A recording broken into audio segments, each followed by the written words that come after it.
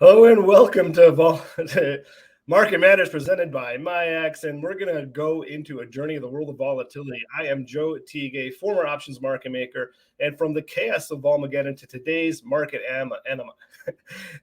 anomalies, let's discover the strategy shaping today's financial landscape. In today's big story, we're going to unravel the secrets and risks of Volmageddon 2.0. Now, Bob Farrell's his 10 rules of investing, he said exponential rapidly rising or falling markets usually go further than you think, but they do not correct by going sideways. But before we get into that, let's go into the weekly preview. We're going to start it right off here with the economic reports of the week. Nothing going on tomorrow. We got the flash PMI and manufacturing retail PMIs tomorrow. That should be moderately interesting. Thursday, the GDP, that's going to be a big one. Jobless claims, something we're watching very carefully to tuned in on interest rates. And of course, more inflation data. We got the PCE data coming on Friday with home sales, another potentially market moving event. As far as earnings of the week, there is a lot of earnings going on this week. We're going to trade Netflix. We traded Tesla last week. Brian had a put protection strategy for his long stock. We're going to trade Netflix. This is a big week for earnings. Is really jump-starting the earnings week. There's a lot of big names this week. It's going to set the tone for the rest of the tech stocks. Of course, Tesla and Netflix are really critical earnings reports that we'll be watching. Let's go to the investor sentiment. This has been trending more neutral lately. It's nothing flashing any major red flags here. We had that 52-week high right at the end of the year. That was potentially a sign that bulls were offside. We had a little hiccup, and really the markets rebounded nicely in the last week, keeping on going higher, being led by the semis. Believe it or not, and we're dipping back into fear. Agreed here. We're dipping back in here, saying the people are looking at this market, really excited to get back in here. Remember, investors, more retail money comes in at the top. We'll see if that comes into play. But this fear and greed index by CNN is something that I like to watch as another contrarian indicator. We are at lofty levels here. People are looking a lot more greedy than they have been lately. And we also have been watching the CME FedWatch tool here. This actually took a big move last week. We were maybe like 25 basis points lower on all these for the year end of 2024. Now we're looking maybe 5 or 6 cuts. Last week it was 6 or 7 cuts. So it's amazing the market has been able to stomach this adjustment. We've been talking about how the market and the Fed, which is their dot plot, they've been off. The Fed saying 2 or 3 cuts. The market stomached that adjustment last week, continued its grind higher. Really good news for the market. And then remember, talking about volatility, talking about seasonality, we're coming into February and March, 2 of the more volatile times of the year. Let's keep that posted. But without further ado, let's jump into the big story. And, you know me, I'm Joe Tigay. And yes, I'm the charismatic media personality. I'm known for insightful insights on volatility, and I bring a unique perspective to the table. But before I was on TV, I spent years as an options market maker in the S&P and the VIX pit in the tumultuous period of 2007 to 2011. Now, this was an extreme time of volatility. This shaped my experience.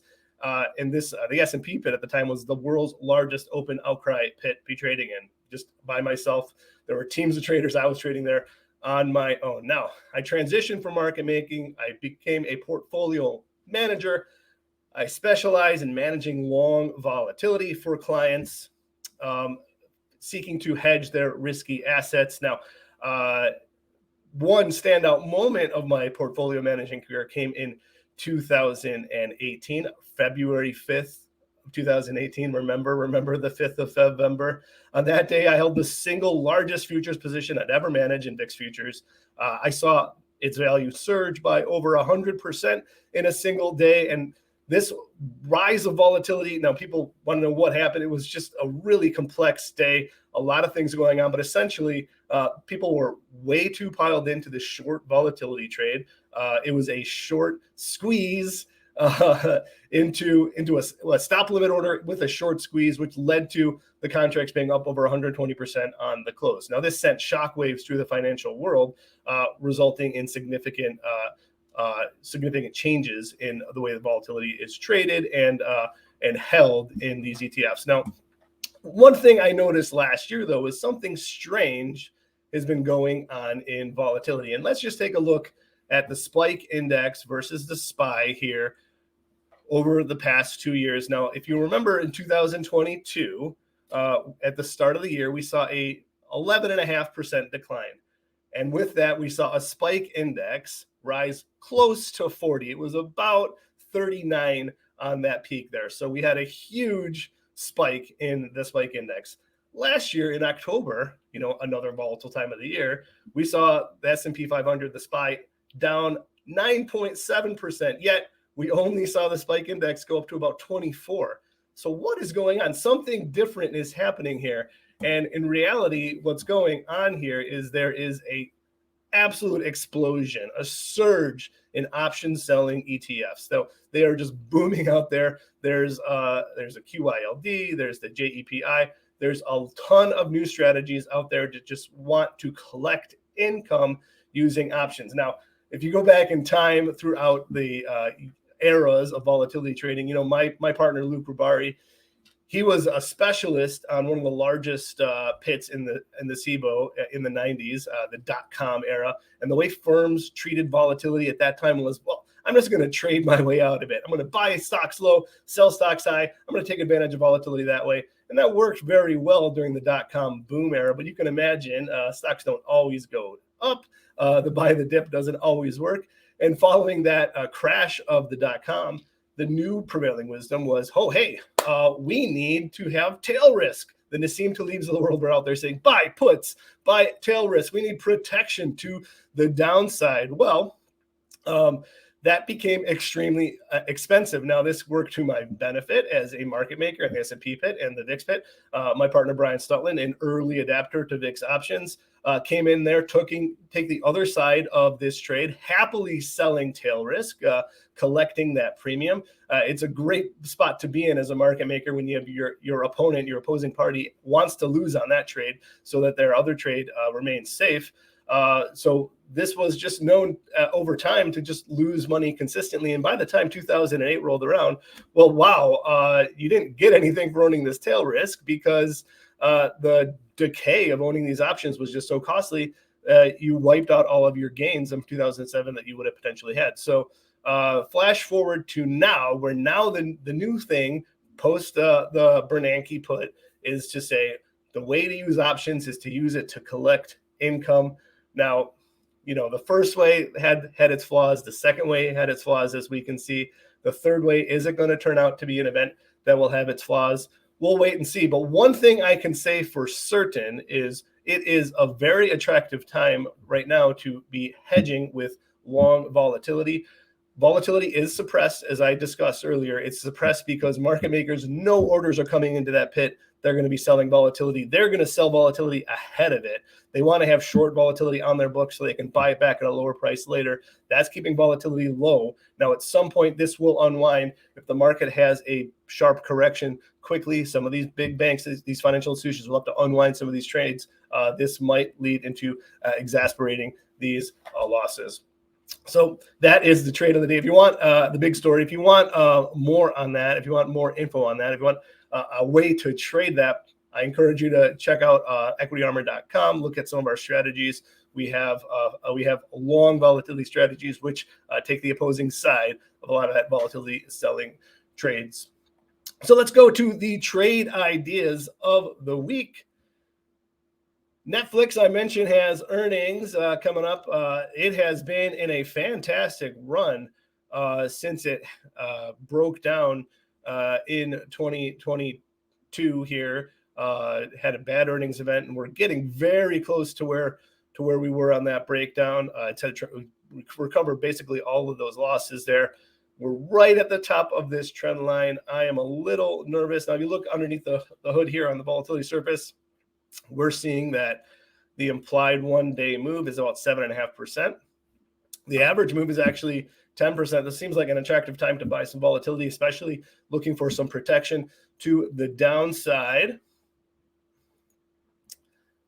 So I'm looking at Netflix currently. It's at 486. I'm looking at buying the Feb 16 regular Feb expiration 485 put at 2180. I'm going to sell the 450 put. That's a $35 put spread. That is about a 7.5% move, just like the market makers are pricing in. So I'm anticipating a market maker move. I'm going to pay almost $13 for this.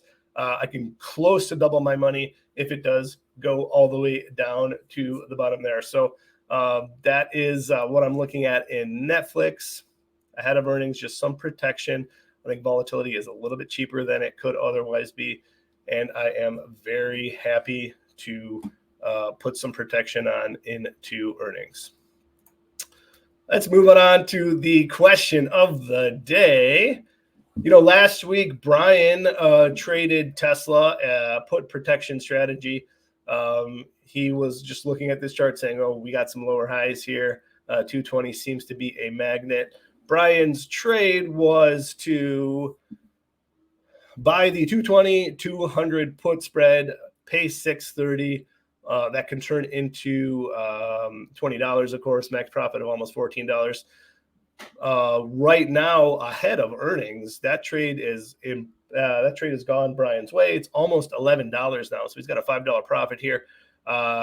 What would Brian do here? Is he going to be taking it off? Is he looking at a way to protect this trade, to lock in these gains? I think Brian put this on because he's protecting his long Tesla stock. I think he's going to keep it on just because of that.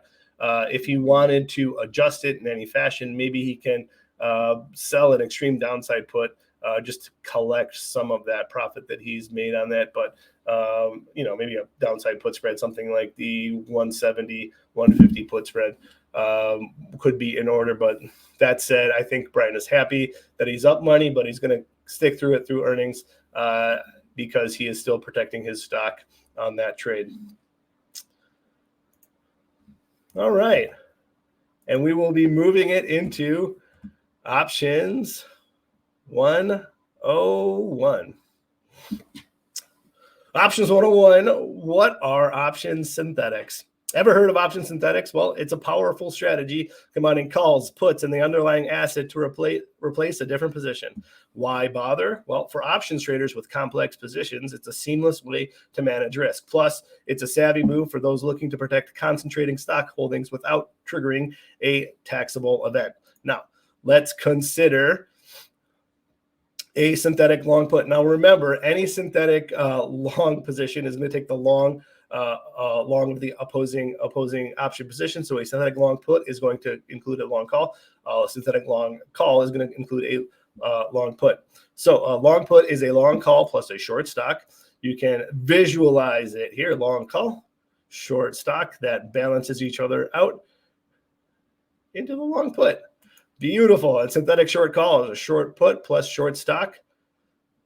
Short put, short stock is a short call. Now, it can also be used to create the underlying position. As I mentioned, you can use options to create stock. So a short call plus a long put is synthetic short stock. Short call, long put. You can see how the call and put move opposite directions, put them together, and you have short stock. That is options 101, how to utilize synthetics to create positions. I'm Joe Tigay of Equity Armor Investments. This has been Market Matters presented by MyAx. Remember, please like, subscribe, send in your questions, tweet me, share this with everyone. Really glad to have you here. Really fun show to do. If you like what you see, get it out there and spread the word.